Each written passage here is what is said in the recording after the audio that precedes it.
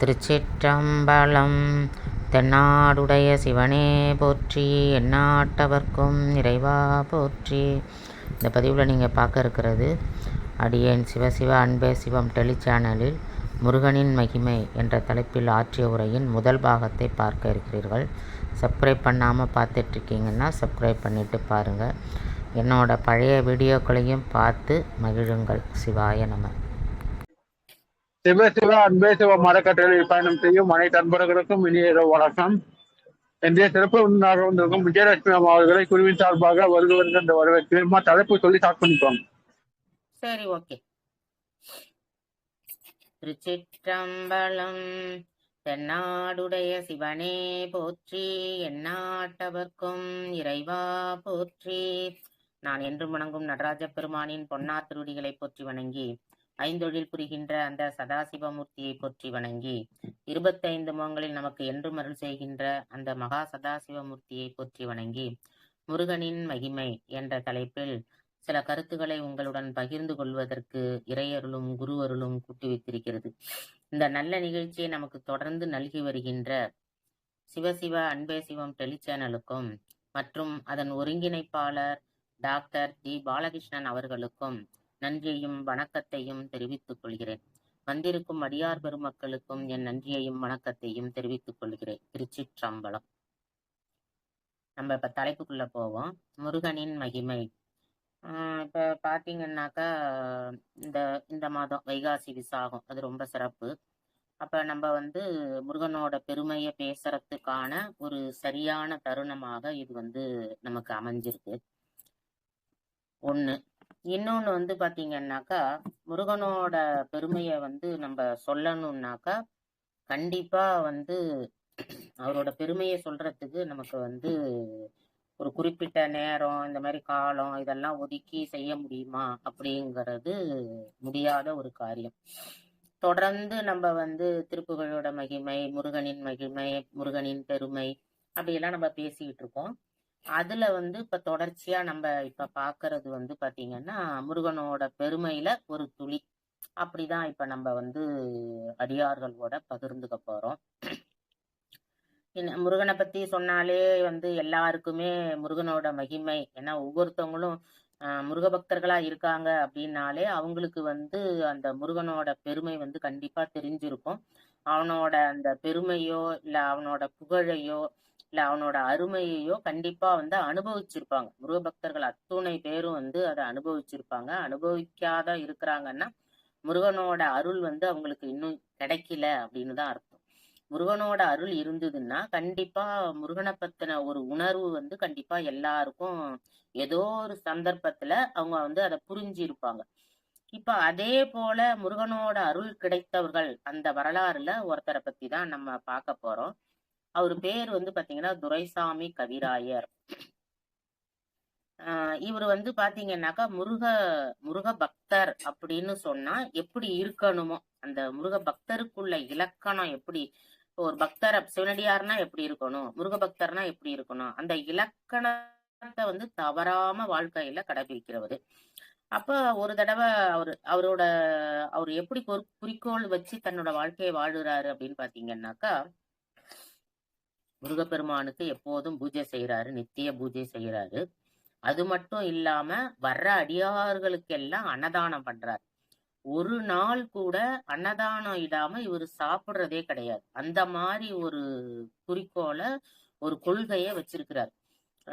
யாராவது ஒரு அடியாருக்கு, அதாவது முருக பக்தர்கள் யாராவது வருவாங்க பாத்தீங்களா, அவங்களுக்கு யாருக்காவது ஒருத்தவங்களுக்கு அன்னதானம் பண்ண பிறகுதான் இவரு தான் சாப்பிடுறது அப்படிங்கிற ஒரு கொள்கைய பின்பற்றிட்டு இருக்காரு. அப்படிப்பட்ட ஒரு பக்தர், முருக பக்தர் துரைசாமி கவிராயர் அப்படின்னு. ஏன் இவரு துரைசாமி கவிராயர் அப்படின்னு சொல்றாங்க. ஏன் கவிராயர் அப்படின்னு சொன்னாங்கன்னு பாத்தீங்கன்னா, இவரோட அப்பாவும் பாத்தீங்கன்னா முருகர் பக்தர் தான். அது மட்டும் இல்லாம கவிதை புனைவதுல ரொம்ப திறமை உள்ளவர். அதனால இவங்க குடும்பத்துக்கே அந்த கவிராயர் அப்படிங்கிற பட்டம் தொடர்ந்து வருது. அந்த பரம்பரையில வந்தவர் தான் இந்த துரைசாமிங்கிறவர். இப்படி கொஞ்ச காலம் இவரோட பணிகள் சிறந்து நடந்துகிட்டு இருக்கு. இவரோட பாடல் புனையிறது, படிக்கிறது, சுவாமிக்கு பூஜை பண்றது, இந்த மாதிரி தொடர்ந்து தன்னோட வாழ்க்கையில ஒரு பயனுள்ள வாழ்க்கையா அவரு வாழ்ந்துட்டு இருக்காரு.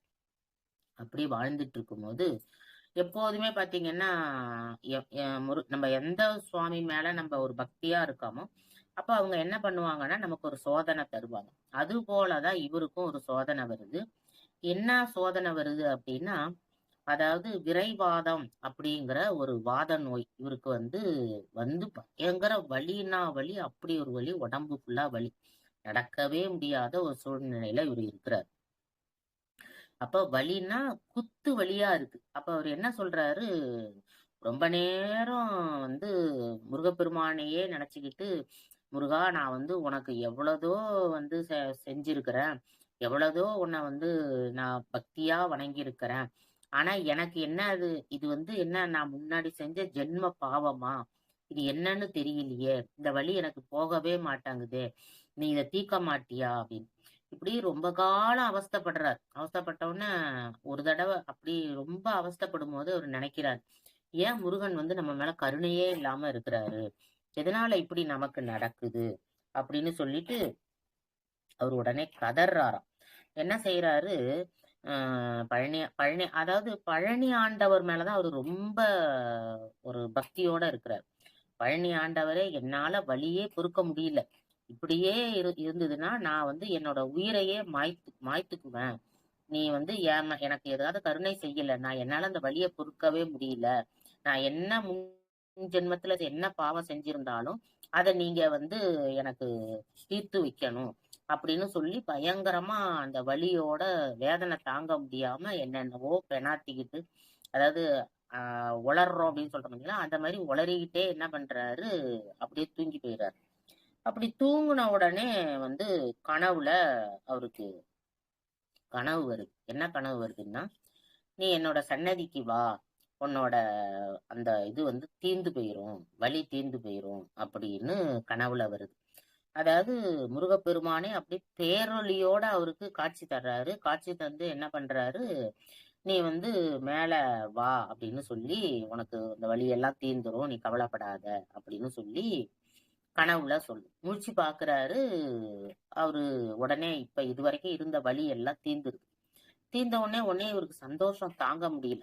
அப்ப என்ன சொல்லியிருக்காரு முருகர், பழனி முருகர் என்ன சொல்றாரு, மேல வான்னு சொல்லியிருக்காரு. இவரு வாழ்ந்த காலத்துல பஸ் வசதியோ இல்ல இப்ப நம்ம போறோம் பாருங்க, அந்த மாதிரி எந்த வசதியும் கிடையாது. நடந்தேதான் இவரு போகணும். அப்ப இவர் என்ன பண்றாரு, அதாவது எல்லாருக்கும் இவர் என்ன பண்ணாரு, அன்னதானம் தான் போட்டார். அப்ப சுவாமிக்கு நம்ம காவடி எடுத்துட்டு போகணும் அப்படின்னு இவர் நினைக்கிறார். இப்ப காவடி அப்படின்னு பாத்தீங்கன்னா நிறைய வகையான காவடி இருக்கும். பன்னீர் காவடி, புஷ்ப காவடி, பஞ்சாமிர்த காவடி, சர்க்கரை காவடி, சந்தன காவடி, இந்த மாதிரி நிறைய காவடி எல்லாம் எடுத்துட்டு போவாங்க.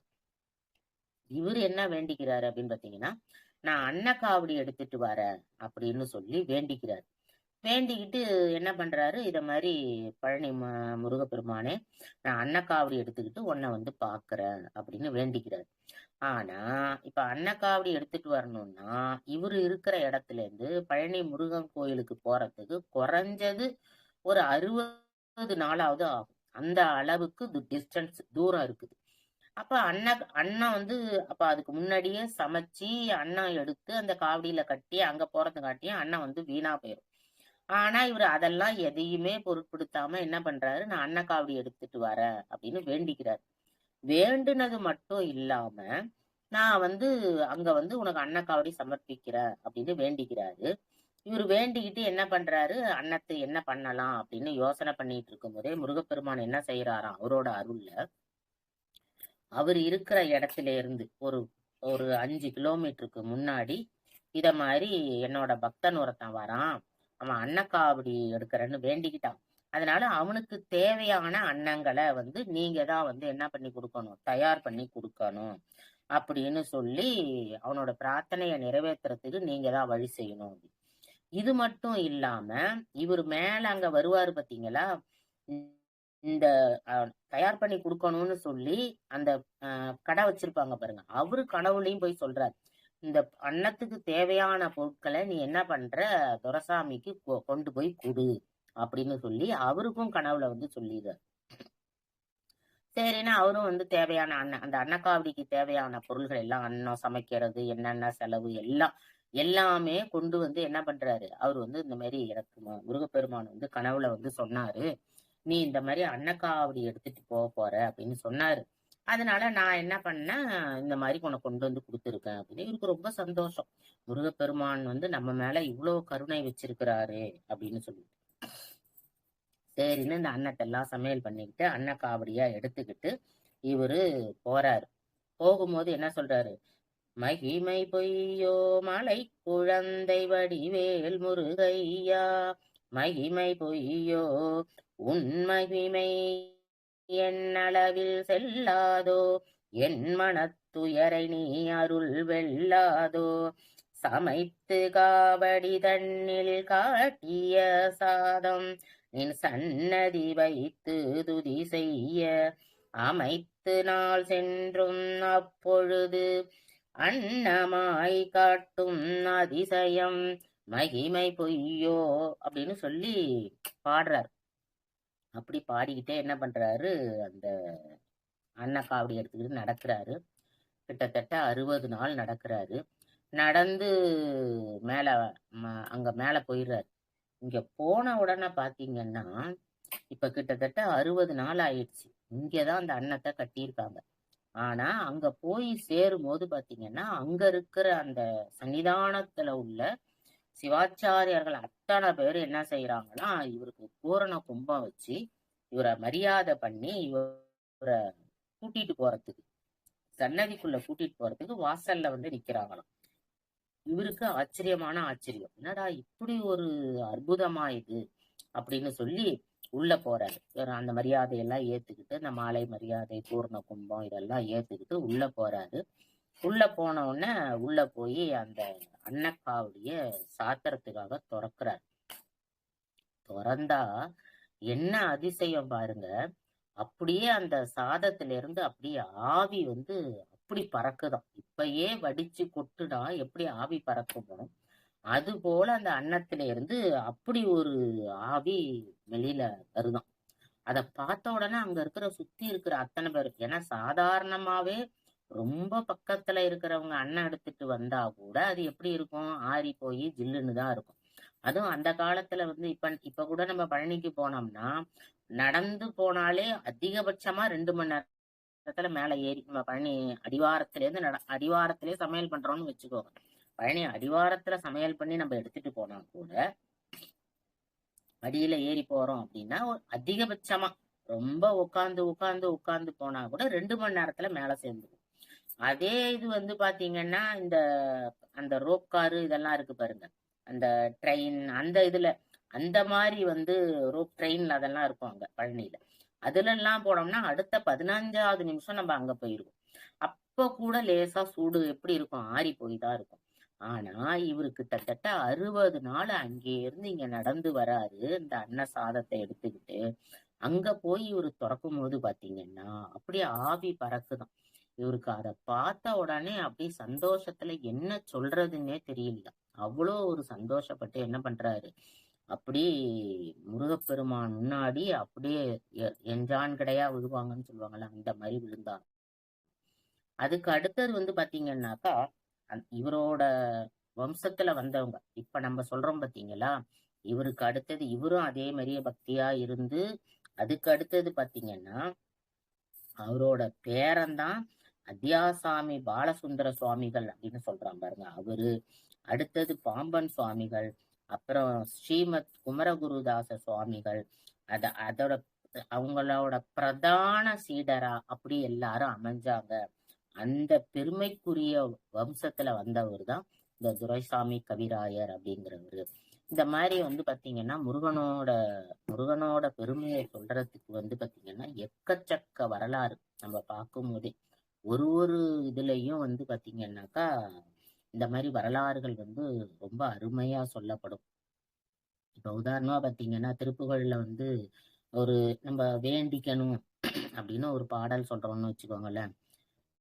பக்தியால் யானுனை பல காலம் பற்றியே திரு புகழ் பாடி திரு புகழ் பாடி புகழ் பாடி முத்தனாம் ஆரணை பெருவாழ்வின் முத்தனாம் ஆரணை பெருவாழ்வின் முக்தியே சேர்வதற்கருள்வாயே முக்தியே சேர்வதற்கருள்வாயே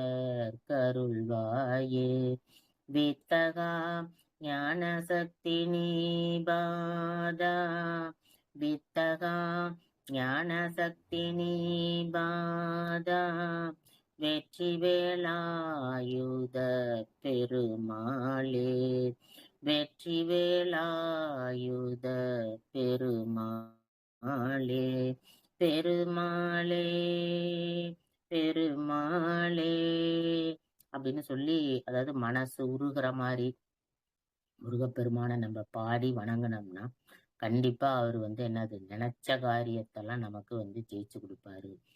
ஏன் அப்படி நம்ம சொல்றோம் அப்படின்னாக்கா, முருகப்பெருமானே வந்து எப்படி வந்தவர் அப்படின்னா 6 அந்த திருப்பொறியில தான் எம்பெருமானோட அந்த திருக்கண்ணுல இருந்து அவர் வந்தவர், நெற்றி கண்ணுல இருந்து. அப்படி வந்திருந்தா கூட பார்வதி கையால ஒருங்கிணைக்கப்பட்டு அந்த கந்தன் அப்படின்னு வந்ததுனால கருணை உள்ளவர் அப்படின்னு சொல்றாங்க. இப்ப எல்லா சுவாமியும், உதாரணமா சிவன் எடுத்துக்கோங்க, பெருமாள் எடுத்துக்கோங்க, இல்ல சரஸ்வதி எடுத்துக்கோங்க, இல்ல எந்த தெய்வத்தை வந்து நீங்க எடுத்துக்கிட்டாலும் அவங்களோட அந்த புராண வரலாறு எல்லாரும் பாத்தீங்கன்னா ஒரு அசுர குலம் இருக்குது, ஒரு எதிர்க்கிறாங்க, அவங்கள அந்த சிவனை வந்து எதிர்க்கிற வரலாறை படிக்கிறோம். அது மாதிரி பெருமாளை வந்து எதிர்க்கிற வரலாறு, அசுரர்கள் எதிர்க்கிற வரலாறுலாம் நம்ம படிக்கிறோம். ஆனா எல்லாமே வந்து பாத்தீங்கன்னா அரக்கர்களை வந்து அழிச்சதாதான் வரலாறு இருக்கு. ஆனா அதே இது சுவாமி முருகப்பெருமானை நீங்க எடுத்துக்கிட்டீங்கன்னா சூரசம்ஹாரனை அழிக்கிறதுக்காக தான் அவர் அவதாரம் எடுக்கிறாரு. அப்படி அவதாரம் எடுத்தா கூட அவனை என்ன பண்றாரு, அவரை அழிக்கல. கடைசியில என்ன பண்றாரு,